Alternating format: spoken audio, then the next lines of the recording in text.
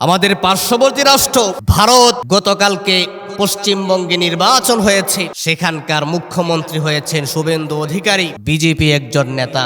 তার বিজয়ের পর থেকে আমরা দেখেছি আমাদের পার্শ্ববর্তী রাষ্ট্রে মুসলমানদের উপর জুলুম করা হচ্ছে, নির্যাতন করা হচ্ছে।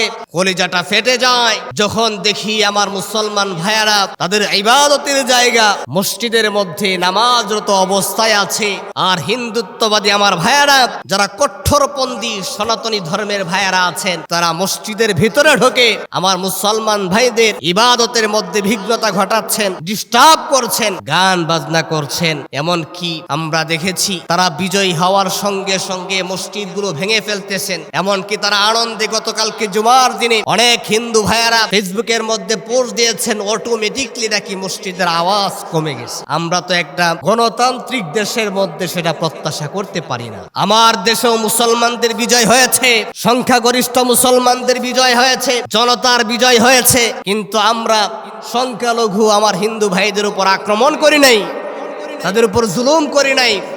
বরং 24 আগস্টের পরে 5 আগস্টের পরে কওমি মাদ্রাসার ছাত্ররা, ওলামায়ে কেরাম, টকবকে যুবকেরা আমরা মন্দির পাহারা দিয়েছিলাম।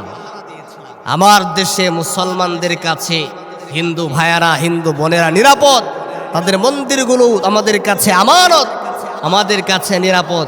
কিন্তু আমাদের পার্শ্ববর্তী রাষ্ট্র ভারতে আমরা মুসলমান ভাইয়েরা জুলুম নির্যাতনের শিকার হচ্ছে। একটি গণতান্ত্রিক দেশের মধ্যে আমরা এটা প্রত্যাশা করি না। ভারতবর্ষ শাসন করেছিল মুসলমান, মুসলমানদেরই বিজয় হবে, আবার মুসলমানরাই শাসন করবে। আপনারা বিজয় উল্লাস করছেন, করেন, মুসলমানদের উপর জুলুম করছেন, নির্যাতন করছেন, মসজিদ ভেঙে দিচ্ছেন, ভেঙে দেন। আমরা আপনাদেরকে পরিষ্কার ভাষায় বলছি, মুসলমানরা ভারতবর্ষ শাসন করবে, গাজওয়াতুল হিন্দ হবে, মুসলমানদের বিজয় হবে। সেদিন আপনাদের আনন্দ উল্লাস কোথায় যাবে? সেদিন আপনাদের লজ্জা হাওয়া ছাড়া আর কোনো উপায় থাকবে না।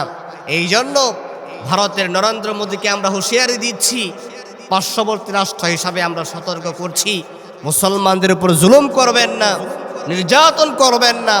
মুসলমানরা যদি একবার খেপে যায়, মুসলমানরা যদি একবার তাদের মাথার পাগড়ি কোমরে বেঁধে ফেলে, তাহলে মুসলমান কিন্তু আবার ভারতবর্ষ শাসন করার জন্য প্রস্তুত হয়ে যাবে। এই জন্য আমরা প্রত্যাশা করি গণতান্ত্রিক একটি রাষ্ট্রের মধ্যে মুসলমান, হিন্দু, বৌদ্ধ, খ্রিস্টান যারাই আছে সবাই সমান অধিকার হিসাবে সেখানে বসবাস করবে। তারা ট্যাক্স দিয়ে থাকে, তাদের উপরে কোনো ধরনের জুলুম করা যাবে না, নির্যাতন করা যাবে না।